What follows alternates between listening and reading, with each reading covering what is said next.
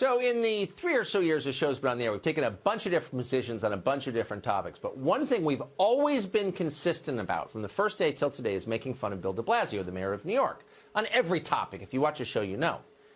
Then the other day, it came to our attention that de Blasio has raised an issue that too few in either party are talking about. It's the question of automation. He's got a piece in Wired magazine on it. De Blasio, as you know, is also running for president, something else we've made fun of.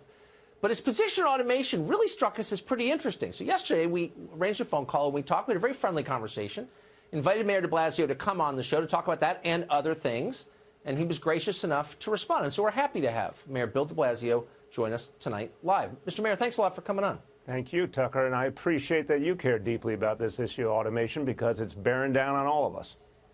It is. It is. And my praise of you on this question is totally sincere. Very few people are taking this seriously. Andrew Yang is one of them. You're another. I can't think of many others who are. And so God bless you. So you're basically saying that companies ought to have to, and I'm not sure how much of this I agree with, but I think I'm phrasing this correctly.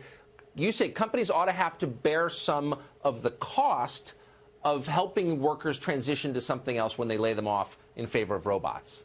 That's right, Tucker. Right now, let's just get the magnitude clear for all your viewers. Middle-class Americans, working-class Americans, whose jobs are not going to be there if we don't do something different. Because right now, the recent estimate I saw, 36 million jobs that could be made obsolete. We're talking as early as 2030, 12 years ahead, 11, 12 years from now. So here's the reality. Right now, in fact, the federal tax code rewards companies that invest in the kind of technology that actually sheds jobs, destroys jobs. Our tax dollars are helping companies, incentivizing companies to get rid of more and more American workers. So my plan is simple. It says, end that. We're talking about hundreds of billions of dollars that we could use to actually address our bigger issues in this country and employ a lot of people. I'm completely with you on that one right there. I'm sure there's a lot of details we disagree on, but I agree with you on that. And by the way, South Korea is doing that right now. They recognize that if they don't stop incentivizing companies, a lot of times these companies are making the decision simply because it's better for their tax reality rather than what's better for working people or even productivity. The second point of my plan is let's institute something that Bill Gates actually was the first one, I think, to call for, which is a quote-unquote robot tax. It says simply, you know, a worker pays income tax. You take away millions and millions of workers, that's a lot less revenue to take care of all the things we need in our society. And it means, of course, millions and millions of people don't have a livelihood. I believe in work. I think you do, too. I believe we need a future that's based on work. So if a company is going to put thousands of people out of work, they should bear responsibility for making sure those folks get a new job, either in the same company or elsewhere. That tax is both an incentive to keep people on the job in a good way and a productive way. Right. Also provides money to help foster, from the federal level, the kinds of things we need a lot more of. We need a lot more investment in renewable energy and recycling and environmental restitution. There's all sorts of Let me ask you this question, though. Okay, so I'm not sure what I think of the second, but I don't think it's totally crazy. I'm happy to read and think about it more. So we're together up until this point, but if you really believe that automation is a threat to low-skilled jobs, why are you for mass immigration? What are all these people going to do we're importing with your help? Look, Tucker, I'm going to finish the point about what we're trying to achieve here, and I certainly want to answer that question. It's an important one. Let's just be clear about the central point here. Right now, there is no American strategy, no federal government strategy to address automation, and it could be the single most disruptive force in our society that we've ever experienced. If you talk about tens of millions of working class and middle class Americans who no longer have work or the prospect of work, that's unacceptable. So the federal government has to step up. There is no strategy now. There's no candidate, in my opinion, who's offering a coherent strategy. I respect Andrew Yang for raising the issue. I would say that immigration is a close second as a force that's transforming the country, and the two are at cross purposes. So immigrants come here overwhelmingly to work in low-skilled jobs. A lot of those jobs, no matter how hard we try, are going away. This is crazy. Why are we doing this? Well, let's face it. There's a huge number of jobs right now, and let's take agriculture as an obvious example, where we're in the worst of all worlds. We don't have enough workers to do the work among the people already in this country, and we don't have a coherent immigration system, including something as obvious as a guest worker program, a legal guest worker program. Okay, but that could actually ag take care is of a something small like that. sector. Okay, ag is, and that's a separate debate. I disagree, but that's not, I mean, the much bigger picture is jobs in the service sector are going away that immigrants fill. We're continuing to import immigrants at over 1 million a year. Why are we doing that? Although I appreciate your point, the magnitude here speaks otherwise. Again, let's take that number, 36 million. And there are estimates that go a lot farther than that, Tucker. We're not talking about the impact of immigration compared to that. We're talking about something absolutely seismic. And imagine, I think you and I share this concern. I bet a huge percentage of your viewers do too. How do we have a threat to our security, to our stability as a country, to our social fabric, and there's no strategy whatsoever? In fact, the recent tax legislation made it worse. Encourage companies to lay off more workers and to put the money into new machines. So what you're saying, and I agree with you, is that we have this massive problem that everyone's ignoring. And I want, on that point, to transition to the city that you run, New York, where I was yesterday. The city is dirty, and it's getting dirtier. One of my producers told me just yesterday that he was in a crowded subway car and a man dropped his trousers and defecated in the middle of the car, and no one did anything about it. And that's a metaphor for what's happening. I go there regularly, and I have my whole life, and every time I go under your mayorship, it is dirtier. There's filth on the sidewalks. Do you notice any of that? Tucker, look, here's what's going on in New York City today. We have challenges, no doubt, and I don't accept a situation like that. I'm someone who believes a quality of life has to be addressed aggressively. I believe in quality of life policing. I always have. That kind of situation is unacceptable. But the big picture is we are the safest big city in America. It is proven statistically time and time again. We have 500,000 new jobs since I became mayor, the largest number of jobs in our history right now, the strongest economy we've ever had. We got problems, unquestionably. But there's also a lot of areas where this city is doing very, very well. And the bottom line is that we're addressing... Do you notice it? Okay, but you endorse decriminalizing public urination. No, that's absolutely false. That's absolutely false. No, the difference it's not false. Provide, there's I was living there when you did it. No, listen.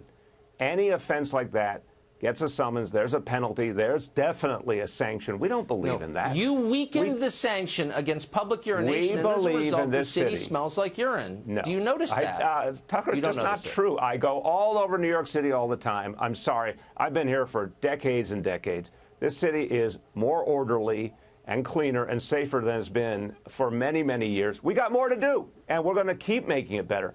But you've got 14,000 more homeless people on the street than the day you took office. That's not true that's not all either. Your fault. That's just not true. Well, it's not true. And the bottom line here is... You want to hear the numbers? I got them right here. It's actually a little more than 14. It's almost 15. It was 64,060 the day your predecessor left, and now it's 78. Tucker, obviously we can reason together. There is a federal count every year, the number of homeless on the street. It's give or take 4,000. There's a lot of people in the shelter system. That's true. We're driving down that number. We're driving down the number on the street. I am not happy even about 4,000 people on the street, but it's just nowhere near what you just said.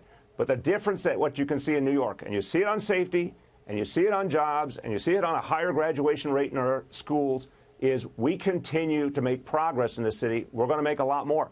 But to the original point of this conversation... Let me just ask you a concrete question. Let me ask you a concrete question. If I live in New York and there's a homeless man outside my building who defecates on the sidewalk, is defecating on the sidewalk grounds to be arrested in the city? It certainly can be. It certainly can be. And anyone who sees something like that, no, hold on. No. Can you be arrested if you're living on the sidewalk? Can you be arrested for defecating and prevented from living on the sidewalk? Anyone who is a threat to themselves or other, anyone who violates a law, anyone who's aggressive towards other people, there's a whole host of standards by which someone could be arrested, and we do that, and we'll continue to do that. But again, the bottom line here is we're talking about real issues here.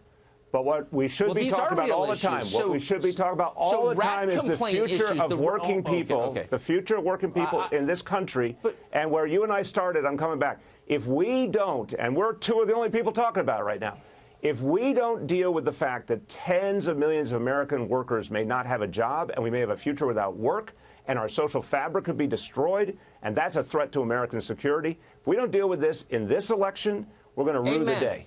We're going to rue the day. And I'm proposing something that could actually do something about it. And as a non-political, essentially nonpartisan person, I am absolutely happy to compliment you with total sincerity on that. I'm just saying the reality, the actual reality of life in the city that you manage matters. It's the biggest city in our country. I've lived there on and off my whole life. That city is not getting better under your mayorship. Tucker, I don't know how you look at so unless you don't believe. I'll give you a perfect example. Unless you don't believe in the NYPD statistics. Hold on, Tucker. Unless you don't believe the NYPD, which consistent. We yesterday had a press conference. We laid out the crime statistics for this year, and crime continues to go down year after year. It's an extraordinary effort by the NYPD using policies and strategies that I've instituted in my administration as part of what's working. Okay. How do you have 500,000 new jobs in 6 years? How do you have a record number of tourists if it's this horrible hellscape you're describing? You are arguing across what I'm saying. You're ignoring what I'm saying. So if the city's doing so well, then you have a net inflow of people into New York City. Oh, no, just the opposite. You lost 40,000 people in the last year. We have 8.6 million residents. 8.6 million residents, the highest we've ever had in our history. 40,000. We have the highest population is that stat in our history. No, we have the highest population in our history. That's what matters. People are investing in this city because it's working. Tucker, I'm the first to say, because I do live here and I feel everything. I've been here for decades and decades. We've got some things to work on for sure. We've got some areas where we're not where we need to be. But when you go back to the central question, Tucker, do people create hundreds of thousands of new jobs in a place that's not working? I don't think so. Say again? Look, most New Yorkers are liberal. So they agree with you on the macro issues. I think if you were to say, what does Bill de Blasio believe? What does your average New Yorker believe? There's a lot of overlap, maybe total overlap. But if you were to ask your average New Yorker, has Bill de Blasio done such a good job in New York City that he deserves to run the United States of America? What percentage do you think would say yes? I don't conjecture. I know that they actually got to vote twice, 73% in my first election, 67% in my second election. It's a tiny number. And that's why do you think question. That is? The question is, when, especially in a race for president, what have you actually done that makes you able to be president of the United States? I've run the biggest, most complex city in this country. Again, the safest we've ever been, the strongest economy we've ever been. We're the most diverse place, and our social fabric's a lot stronger than it was 6 years ago. There's a lot I can show you that actually has to do with how you run something and move something forward. And where we started, I'm talking about issues related to working people that, bluntly, neither Democrats or Republicans talk enough about. And my whole reason for running for mayor was to address the issues of working people, and that's what we've been able to do here in this city. So the biggest private sector employers, who are the biggest private sector employers in New York City? Chase Manhattan is one great example. Yes. Chase is number one. J.P. Morgan Chase. J.P. Morgan Chase. I'm using the old phrase. Does the leader, so they would obviously, I mean, they're the biggest private sector employer in the city that you run, the biggest city in America. So obviously, the head of that company, Jamie Dimon, must be a huge supporter of yours and a big donor to your presidential campaign because you've made the city so much better. Tucker, it doesn't, you know, this logic pattern just doesn't hold. The question is this. You got a bunch of people running for president. You got a bunch of people running for president. He doesn't support you at all. Well, why is that, I wonder? Because we have different views, and I respect him, but we have different views. And by the way, a CEO of a major financial institution is the last kind of person I think would support me, because I believe we have to be tougher on Wall Street. I believe we have to stand up for working people. I believe we need to tax the wealthy a lot more than we are. It's the biggest I'm a progressive who cares about working people. Why would you think the CEO of a bank would support someone like me that is concerned about working people, middle-class people, not the 1%? Because you're the mayor. Hold on. I'll answer your question, because you're the mayor of the city. And they have tens of thousands of employees living in their city. At some level, it's not ideological. I don't think that Jamie Dimon, the head of the company, is a conservative. He's not. It's not about the ideology. It's not about the banks. It's about whether you're making the city better. Look, I know him, and I respect him, and I think he often speaks about important issues. But we have a very different worldview. And it doesn't surprise me that he would not support someone who wants to tax the wealthy a lot more and wants to challenge Wall Street and believes that we got to do a lot more for working people in this country. Name a big private sector employer in New York City who supports you. Name one big private sector employer. Here's the question. Just one. Here's the question. Tucker, I just don't play these games. I don't play these games. Here's the question. It's not a game. It's a question. The Democratic Party, for too long, has been way too cozy with donors, with Wall Street, with folks who actually created a lot of our problems.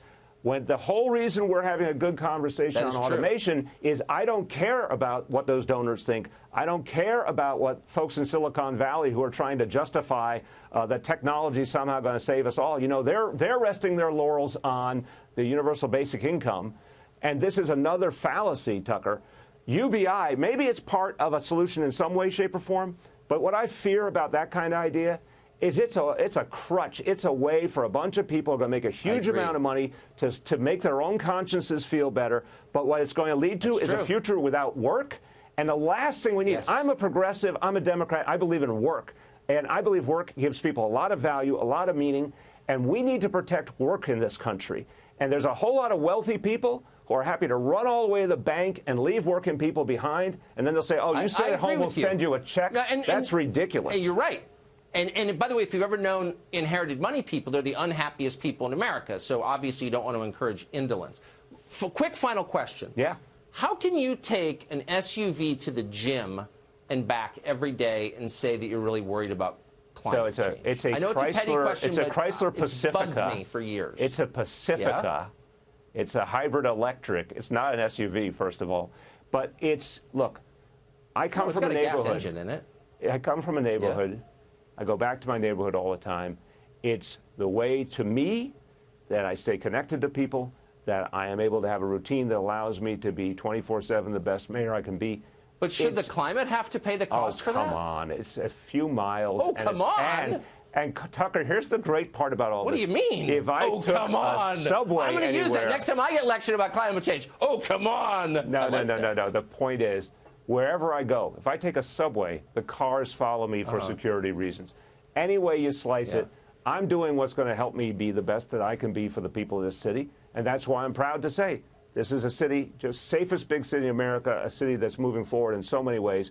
But if we don't get these bigger issues right, and I got to tell you, you could be mayor and you could feel like, wow, I'm mayor, I'm able to do things. But if Washington doesn't address the kinds of things that cities and states can't do, if Washington doesn't address this automation issue, we're all screwed. We're all screwed. I think and that's this better be a 2020 issue, and it's you, not right now. It's not a 2020 issue, and we need to make it a 2020 whether you're issue. going to stay in the race. We're going to take a quick break. Will you stay there? I want to ask you, are you going to keep running for president? We'll be right back.